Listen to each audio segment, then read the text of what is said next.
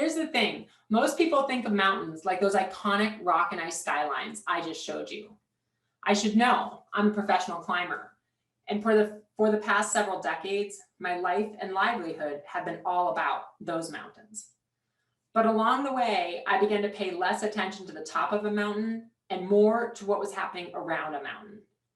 I've traveled by foot through countless alpine rainforests brimming with amazing biodiversity. And I've seen the people who live in these mountains cutting down and burning those same rainforests, those giant sponges, those havens for biodiversity, to sell what they can and make room for fields. And it's the exact same thing that all of us would be doing if we lived there also. It's an act of survival. It's not by choice. And it's both undermining the long-term security of their home and their future, and it's compromising site after site of the world's biodiversity hotspots. And nowhere is that more drastic or more consequential than the mountains of Africa's Great Rift Valley. I began working to change this on Mozambique's Mount Namuli, a wildly understudied and unprotected mountain hotspot. We launched by bringing scientists climbing so they could access hanging forests, previously inaccessible terrain, to find new species. While at the same time, we worked with a local Mozambican conservation organization so that they could start doing remote mountain-based field work. At that point, the conservation organizations in Mozambique were based around Maputo. And I like to explain it's like taking someone from Miami to Saskatchewan. And that's really what we had to do, because we said, you know, we're gonna start working with you in this mountain area. And it's a whole different way. It's like, you know, running a frost trip and an LTT on steroids while trying to move the bar for conservation to happen in Mozambique, and at the same time during a vertical science expedition. Needless to say, to do it all, I had to harness all the innovation, scrappiness, team building from decades of running complex expeditions all over the world, not to mention several LTTs. And within a year of working on Namuli, I knew we would not stop there. In Mozambique, they call Mount Namuli an Inselberg, which means an island mountain. At Legato, we call it a sky island, a singular mountain that rises out of the plains and into the clouds. And Mount Namuli, though it's incredibly unique, is not the only sky island. These biodiversity hubs dot Mozambique, Africa, and the world. We had a huge opportunity in front of us. In Mozambique, for example, sky islands are just 3% of the landmass, but they host 30% of the biodiversity. I like to say they're the only place in the world where the math of 3 equals 30 can actually hold up. And not only do sky islands hold a wildly disproportionate percentage of biodiversity, but because they are mountains which are, as I mentioned, floating in the sky instead of the water, each mountain has its own species on it that's not found anywhere else in the world except for on that mountain. So how do you actually conserve that biodiversity? You do it by working with the people who've relied upon and protected these mountains for generations and generations. Legato does that by building what we call thriving futures with people like Donis Orlando, who's in the top left-hand corner, like people like Elias Faustino, who's in the top right, the Queen of Namuli, who's in the bottom middle, Adelita Jackson, and many others. What makes a thriving future? When thriving people are living in thriving places. All of these components that you see here make up a thriving future. Environmental health. Can you drink the water? Can you farm? Can you get the things you need out of a place and protect it so that your family can continue to get those resources that your ancestors can? Education. Do you have access to be able to educate yourself and your children? Culture. Can you maintain the cultural traditions and adhesion you have, or is it at risk? Human health. Do you have access to the care you need to be healthy at the standard that you want to be healthy? Do you have land and resource rights? Do you own the land you're living on? Do you have the ability to own it? How about the resources? Can you control them? And what are the income and the economics like? How do you make a living? Do you have the opportunity to make a living? How easy is it? How hard is it? What could make it better? Do you have access to markets? When all 6 of these things come together, that's where you ultimately generate a thriving future. We can think of these things on a remote mountain in Mozambique, or we can think of them outside my dark window right now in Jackson, New Hampshire, or wherever any of us live. It's the same components. It's what all of us need to have a thriving future wherever we are. For Legato, we work to unlock thriving futures for Indigenous and local communities and their land. And the way we do it is by supporting people to first identify and build their legacy at an individual level, and then to do the same at a communal level. Portuguese is the official language of Mozambique, and in Portuguese and Spanish, Legato means legacy. We chose to name ourselves that because legacy is the central tenet of our work. When we work with local people to envision and then create a legacy for themselves, their community and their land, that's when the roadmap to a thriving future takes shape. And then achieving that thriving future together becomes the core of Legato's work. When I was young, I used the mountains as a place to escape to from the world. This is from the Princeton Weekly Bulletin, what's it say, October 12th, 1998. So I took a year off of Princeton to climb full time. And I was enough of an anomaly that, there I was in the Princeton Weekly Bulletin. And I used to have the actual clipping, but I couldn't find it before I gave a speech for a virtual event for Princeton San Diego Club. So I kept it in for now. And I'm not going to let you read what I said then, because I have a lot of really great statements in there about how I'm very certain about the direction in which my life is heading at age 20, because that's the kind of thing you say when you're 20. But suffice it to say that I experienced the majority of my college-related angst around my conflicting desire to want to climb, and as I would have said it back then, and maybe some of the rest of us would have said it back then, save the world. And when nothing made sense, as nothing really does or did for me when you're 20, I would always head back to the mountains. But mountains are not a personal refuge. They're the guardians of humanity's existence. Eventually, I would learn this, and it was that understanding that would unlock this ultimate purpose and Legato. Rick, you mentioned in the intro that I put together Climb Against the Odds when I was at Princeton, a climb of Denali to raise awareness and money for breast cancer research and education. And I was with a group of other Princeton classmates. All of us were cancer-free, and it was really important for us to not always have these climbs and these awareness building events be about survivors. And that was one of the most incredible experiences I've ever had. And the women that I climbed with, both my Princeton classmates and the greater team, are today some of my closest friends. And I realized it wasn't how I wanted to make a difference in the world, because I was using climbing, like I was pairing these things that in some ways track together, but didn't inherently belong together. And I kept trying to push and say, like, what is that natural fit? How does my climbing actually lead to something that is so inextricably linked that there's no way that I could deny it, and there's no way anyone else could deny it? And that's what ultimately led to Legato. Each Sky Island is home to thousands, and it's the water tower for millions of people downstream, millions. Sky Islands are also rocketing in importance as climate change accelerates, because it's their rainforests that seed clouds and produce rain. And very quickly, right now, we're seeing the international impact of the loss of critical forest, right? Because when you lose critical forest, you get less rain, you get the devastation of global biodiversity, you get more disease transmission. And here we are having a virtual, albeit lovely, reunion, because we're in the time of COVID globally. At the same time, it's the people of those Sky Islands who are some of the most vulnerable to the real-time impacts of climate change, like mudslides, cyclones, drought. Back when we started on Mount Namuli, no one thought what we were doing was possible. I got told no again and again and again with every phone call, cold call, warm call, you name it. Nope, not interested. No, we don't want to give you money. Why are you doing that? We don't know who you are. Not interested. Mountains are exceptionally difficult to work in. The access is rugged and unpredictable. Mountain people are stubborn and proud. And when you can't just annex a mountain into a larger conservation area, like a national park or reserve, you have to come up with a singular solution. For all of these reasons, these mountains had largely been left off the map of global conservation action. Hard stop. But I've never liked hard stops. So instead of all those challenges turning me away, as a mountain person myself, they inspired me to create a solution that was scalable. Legato calls Sky Islands the vertical last mile.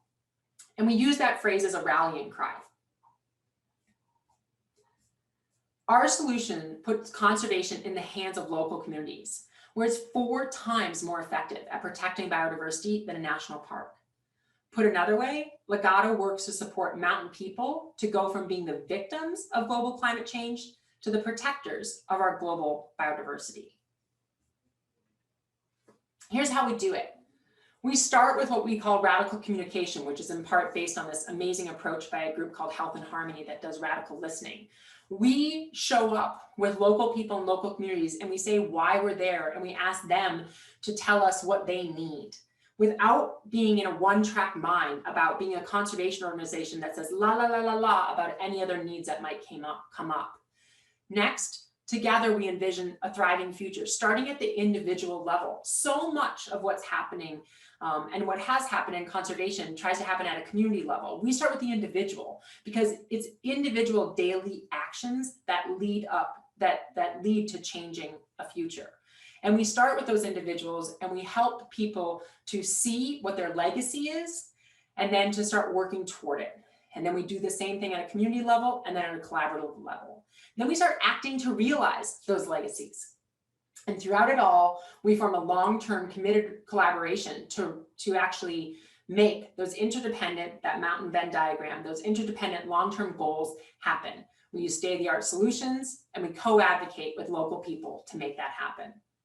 For those of us who might be big on collective impact, and I imagine given this crowd, there are some of us out there, we also explain this as first, Legato activates the power of legacy in individuals so they can drive collective action towards a thriving future. And then Legato is the backbone to create that collective impact. And then our local partners become the backbone. And we keep adding partners who we call allies. And ultimately, we get to systems level change for collective impact in what is today a still siloed conservation and development landscape. Along the way, we leverage media and technology. Namuli showed on 6 continents, 45 festivals on PBS throughout the US, as well as TV stations in Asia. And it advanced international understanding, which in part led the Mozambican government to name Namuli and the surrounding Inselbergs a conservation priority. That was a huge win for us. We also had a unique partnership with Google to use their JUMP technology to tell the story of Namuli in 360. And there's more media to come. The entire spine of Eastern Africa is filled with sky islands. And when I began this work, that's where I thought we'd grow to. What I realized, however, is that our approach and its potential, it doesn't stop at mountains. We had to create something nimble and disruptive to have traction on Namuli. Or put another way, we had to inextricably pair our work on environmental health with human well-being. Otherwise, we were dead in the water. That is the way it should be everywhere, mountains or not. So here's the thing that most people in the conservation world won't tell you. It's not working. Despite the massive growth in conservation programs and funding over the past 30 years, every indicator of environmental health is declining during that same time period. We can change that if we step outside of our comfort zones. Isn't that, after all, the point of OA? I'm sure is one of the things that it taught me. Ever since I was young, the mountains have taught me to try harder and go bigger. It's no different now.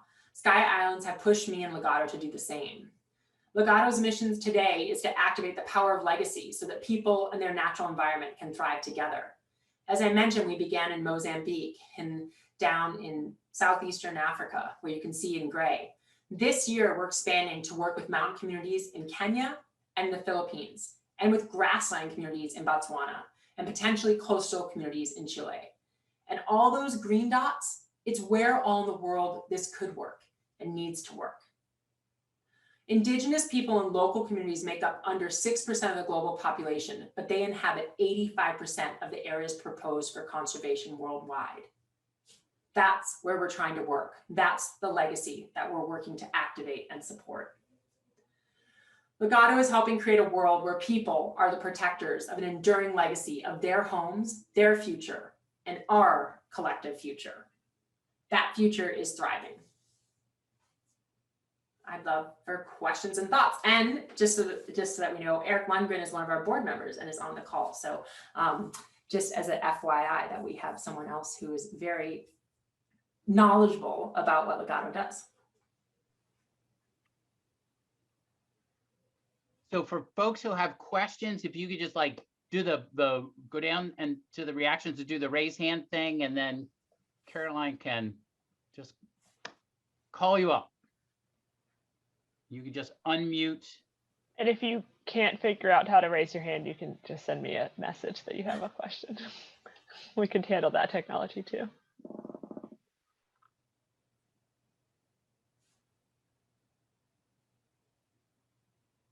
Okay, I think I turned off unmute. Eric Ross, we'll start with you. Yes, thanks. So my question is, and I'm going to ask you to generalize. I realize how that can be tricky, but the local people here you're working with, going in, do they appreciate to any substantial degree the biodiversity that they are living near, and is one of your goals to get them to appreciate it more than they already do? That's an awesome question, Eric. And yeah, it's you. So I'll give two examples. On Namuli, when we started working there, that was not the priority, right? So when we first started working on Namuli, we were talking a lot to National Geographic about doing this big film about it. And what ultimately made National Geographic say no is that the gecko that we were most excited to find was not cute enough to carry a TV hour. Okay. Now, so like the whole purpose of this was like, find the gecko and make sure that the gecko is taken care of. So the local people that we're talking to, they don't really care about the gecko, right? They're not saying like, let's make sure that we can protect this forest so we can protect the gecko. Their needs are like, you know, when we first showed up, it was infrastructure, a hospital, a road, all these other things. But what we found, Eric, is that we had to have a conversation far enough in the future to hear about the priority of protecting the biodiversity. Because once you get far enough in the future and you start talking about, well, what, you know, do you want fresh water? Do you want to be able to farm here? Then suddenly all that lines up in the dashboard. But it doesn't sometimes come into the immediate fray. At least it didn't on Namuli. There are other places where we are now starting to work, where that is more of an immediate priority. It just depends on, you know, what's happening from a cultural tradition standpoint, what's happening in terms of resources, what kind of income economics are at play. But part of what we had to do and what we had to solve for on Namuli was a way to create that organically as part of the conversation and not just being driven by us. And that's why we started deploying all this work for legacy-based futures that I brought down from some prior work that I've been doing in Ethiopia. And that let us all be in the same conversational space, but it wasn't without a lot of work.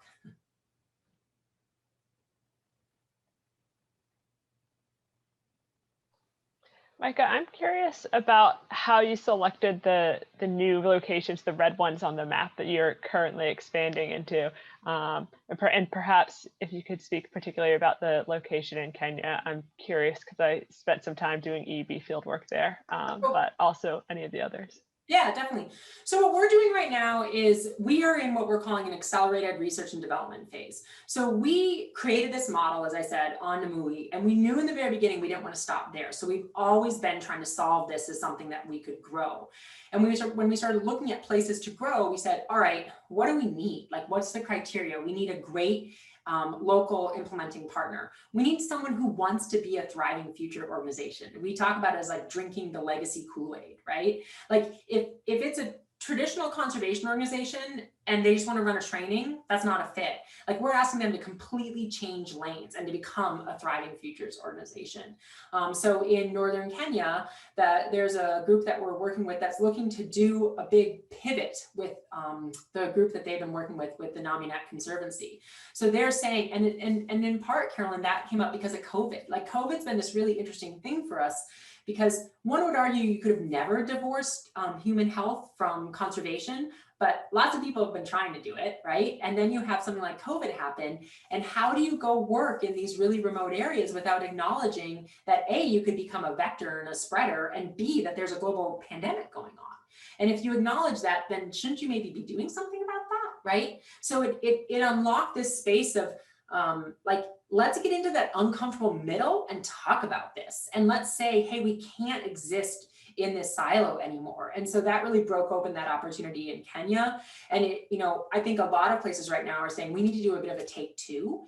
And this is the way that you can do that take two. So we're really excited about exploring this possibly in Chile, and it is with a private sector partner. So instead of going in, starting with a nonprofit, we're actually going in with a group that does really amazing like recycled fishing nets. And then once has been doing a lot of work in the communities where they're accepting those nets from, but they wanted to have a different rubric for how they were doing that community work. And it just it just maps completely, right? Because they're doing all of this like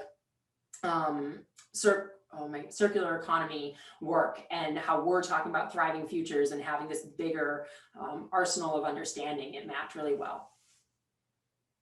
But it's, I mean, to your question, you know, we are right now, and it's really fun, right? When you get to sit squarely in that entrepreneurship space, you can be an R&D. You're like, hey, we're an R&D. And so all the partners who we're working with, we're saying, this is not finished. This is not done and dusted. And no, it probably won't be for quite some time. Will you help us field test this? Can we work on this together? Can we look at some of these different parameters and make this better? Because ultimately we want it to work anywhere in the world, and we need your help to make that happen.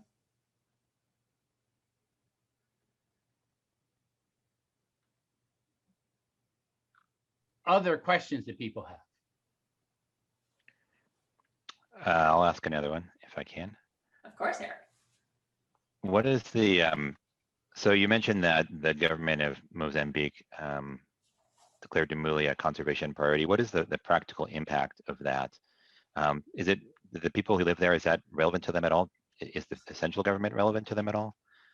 So on Damuli, what we're trying to do is create one of Mozambique's first community conservation areas. So it becomes very relevant for the people on Damuli because it lets them more easily get that gazetting, get that actual distinction to become a protected land that's protected on their terms. And so it increases the national profile of it. It lets government officials know, hey, already we know to pay attention to that area, and here's this proposal coming down the pipeline saying it wants to be a community conservation area. So it didn't change the daily life, but it helped us accelerate and mobilize some different partnerships. So we have a huge partnership right now, funding for the land tenure work, and you know, the government has to be on board for that to happen, right? So you have to have all these different systems in place. So all of these things, like they become part of the building blocks of what makes some things like this successful. But no, it didn't have an immediate impact on the local people. But having a community conservation area where they have their land tenure established and can help declare that it's a community focused conservation area, very much will.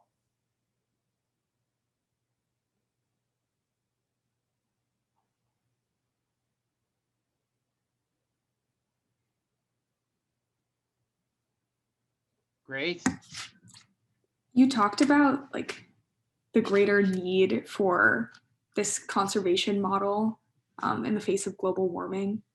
And I guess I'm just wondering how like you stay motivated to have this targeted approach to environmentalism when like the challenges of global warming are like beyond a single mountain or beyond the borders of Mozambique, and like that is not something that Legato can control. Yeah, that's a great question. I think for me, how I stay motivated for it is, as I said, like always trying to solve for something bigger, but knowing that to solve for something bigger, you have to do the thing that you're doing in focus damn well, right? And it's like kind of this constant tension between those two things.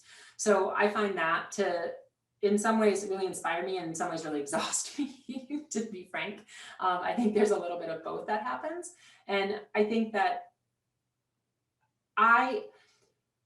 so when we started working on Damuli, and I said no one thought what we were doing was possible, like no one thought what we were doing was a good idea, right? Like I mean, it was pretty incredible. And not that Damuli didn't need this, but it was like, you're never gonna make inroads. It's too damn hard to do that. And I think from that, I have almost like a chip on my shoulder about that, right? That it's like, there are all these quote unquote easier areas to work in, but we can't just go to the easy areas, Because as I said, if, you know, whatever, 6% of the global population are indigenous people in local communities, sitting on, you know, protecting 85% of the biodiversity that should be protected, those aren't the easy areas. Those aren't these large tract wins. We have to be willing to go to the places that are difficult.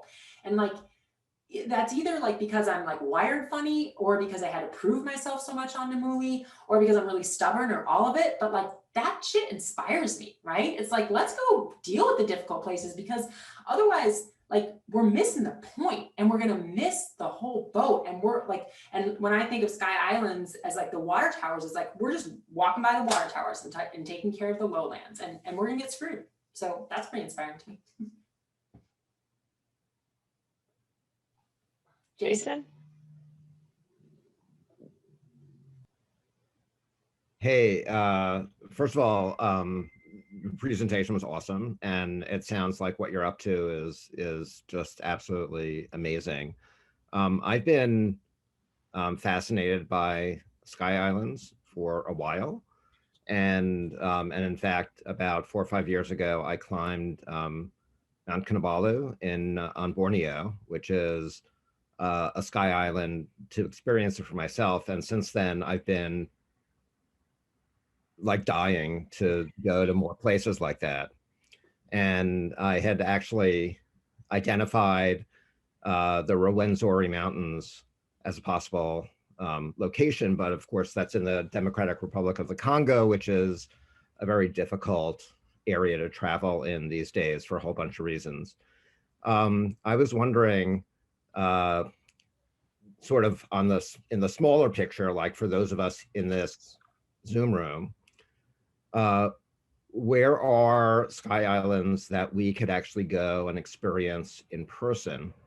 Not just the biodiversity, but also experience the people who are living there, even if it's only for a couple of weeks as a tourist. Yeah, that's a great question. And Rick forwarded me your question about Virunga, and actually our newest director, actually, she used to work in the Congo quite some time, so I've been sleuthing on some like the most up-to-date information for you, so that's to come. Cool. And to answer your question, so places that you could go on the list should totally be to go to Mount Mulanje in Malawi. It is incredible. The Mount Mulanje Conservation Trust has set up just this kind of like network of huts up there too. And you can go, it's almost like the Tetons, but they're linked better. It's otherworldly, and it's really beautiful granite, and you can just scramble around and amazing hiking. It's just, it's wonderful. So definitely have that on your list. Namuli can be on your list, a little bit harder to go there, but it's getting easier, although that's not our focus. It's you know, always important to point that out when you're an outsider and like you're a professional climber, and you know, I've spent all this time like and being a tourist places, I'm like, that's not the driver we're looking for, right? Like nowhere in anything I talked about was like, and tourism is a solution. However, yes, like we're looking at what the tourism infrastructure is as part of like a greater concert there. But I would put Mulanje at the top of your list. I think that, you know, in the Solomon Islands, there are some really beautiful looking sky islands there. That are kind of on my list. So if you go there before me, Jason, I'll be incredibly jealous, but then you can tell me. I'm also a diver, so that's on a different list that I have. All right, well, you can merge your lists. Sounds great. Yeah. Well, there you go. I mean, going to Malawi, I could actually also dive the Rift Lakes, which is There you go. See, I'm solving it for you. It's perfect. Now you just Awesome. gotta, you know, make travel possible. Well, yeah. I'll work on that. Okay, cool. Me too. Awesome.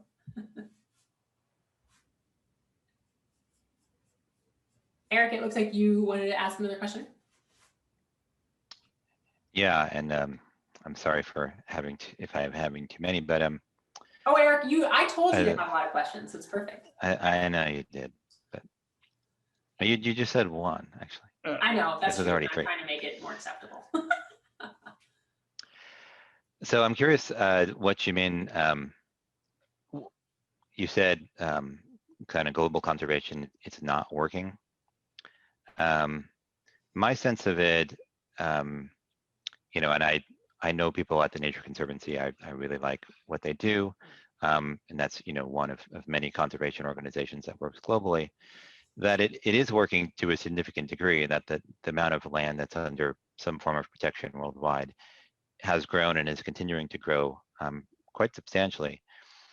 The indicators that you mentioned or alluded to, don't look great, but that in my mind speaks to sort of the overall scale of the problem, and can't solely be solved by conserving land and water. Yeah. But I think my impression is that there are some important successes to point to. So do you agree with that? Do you think I'm missing something? There are important successes to point to. I completely agree with that. And writ large, the conservation movement is not just plugging away successfully towards this goal. Like, it keeps rerouting and sort of missing the mark. And a lot of the great work that's happening right now is also in this moment of saying, wow, we can't do this in isolation, right? Because there's nothing left to win if we do it in isolation, because those large wins aren't out there. So that's really the thing that's losing. And it's pretty amazing when you can do evaluations of conservation initiatives that are around the world right now and say, these are these great goals that you have, and yet when it comes right down to it, how did that work? What failed? What was the success? And a lot of times there are these wonderful intentions, but when it comes right down to it, they're not always met. And that's a fail point for conservation, right? And and most of it comes at that axis of interaction with the local people. And how do we do it better? And there have been some great attempts at like integrated conservation development programming. And in some ways you could say that what we're doing is another version of that. We're trying to do it really differently inside of like a collective impact methodology and starting with individuals. And because of doing all that is one of the reasons we've been getting a lot of interest in the work that we're doing, because it's cracking the nut from a very different approach. So yes, I agree. There's some great work happening out there. And we're working with the Nature Conservancy in Kenya. I mean, they're the ones who said, hey, this is where we'd love to have you jump in and work in Northern Kenya with Northern Rangelands Trust and Naminak. And I think that there is a reckoning happening right now, and it's saying like, this isn't working. Like, if we just keep doing what we're doing, it's actually not solving the problem that we're saying we're trying to solve. We need to do it better. So can I sort of follow up that? Yeah. With a related question is, Ron Munger, who was in my class, was on the call and works for Nature Conservancy. He had to get off. So, but I guess a question would be, Micah, how do you see, or do you see within within the larger conservation movement, Yep. Differences between conservation focus and defined as and defining what success is. For example, in the developed world, in US and Canada, and as compared to the developing world, how are those sort of success stories different, or those goals and initiatives potentially different? Yeah, I think they're incredibly different, because you have different sets of players who can. Okay, I was about to make a really bad sports analogy, which I have to stop like in that moment. It was something about carrying the ball to the finish line, but it completely fell apart. So we're not going to go there. In the areas where a lot of the conservation action is happening, in places where people are resource dependent, right? Like, that's how we think about it. So complex social ecological landscapes where you have resource dependent populations. That's like really jargony, but it also actually really accurately describes the places that we're working. It just doesn't sound good on a bumper sticker. In those places, if you don't have incredibly if you can't ask people to meet your goals unless you're meeting their goals. And inevitably their goals involve a whole host of other pieces of the puzzle that they need, which is why we work inside of Thriving Futures. And so what's happened sometimes is you get like one person to come to the dance with you, and that person might be an organization that does education, or they might do healthcare. And then you're both kind of going down the road and you're taking care of these issues, but you're still not listening to all the 7 other things that need to happen. And in the developed world, like you were talking about, Rick, there's so many more players there, and there's so much more access. And what happens is for these local populations in these resource dependent places, they don't have access to sometimes all of the other solutions that they're looking to have. And one of the things that Legato is trying to do is through what we call co-advocacy, is stand with those local communities and say, you can run the show on how you want to move your future forward, and we can help stand with you to make that happen. We can help make those appointments. We can help, show up at those government meetings side by side with you, so you can advocate for those things on your own. But there are just fewer opportunities to go out there and do that. When we started working on Mount Namuli, this is something that I cite often. The government thought 3,000 people lived there. 12,000 people live on that mountain, right? So think about like the number of social services that were available to this mountain that was in the poorest province of one of the poorest countries in the world, like pretty minimal, especially when you undercut the population by a quarter. So, it's about, sometimes it's about standing and being counted. It's about, what the work that we are doing in part grew out of some work that I'd done in Ethiopia. And there's been incredible transformation in a lot of these communities that a group called Imagine One Day worked with in Ethiopia, where these communities organized around education and then started organizing around the rest of their priorities. And then they became the place that everybody wanted to go and support, because it was like, wow, look at we have a vision. This is where our community wants to go. We don't really need you. If you want to jump on the bus with us, we're pretty damn cool. But like the bus is going. And it was an incredible magnet, and it really changed a lot of the work that Imagine One Day did and how those communities solved it for themselves.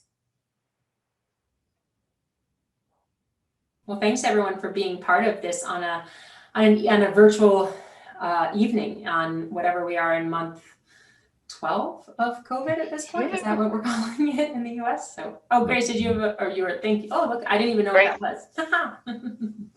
Yeah, and feel free to follow up if people have questions. Eric knows I'm always happy to answer questions and to dive in deep. And this work happens because we inspire people to dig a little bit deeper with us, or to stand there with us, or people like Eric who end up joining our board. So I'm really honored to be able to present to the Princeton community on what we do. And Princeton was a big part of me understanding how to go after something like this and make it possible. So I'm around if you want to chat with me.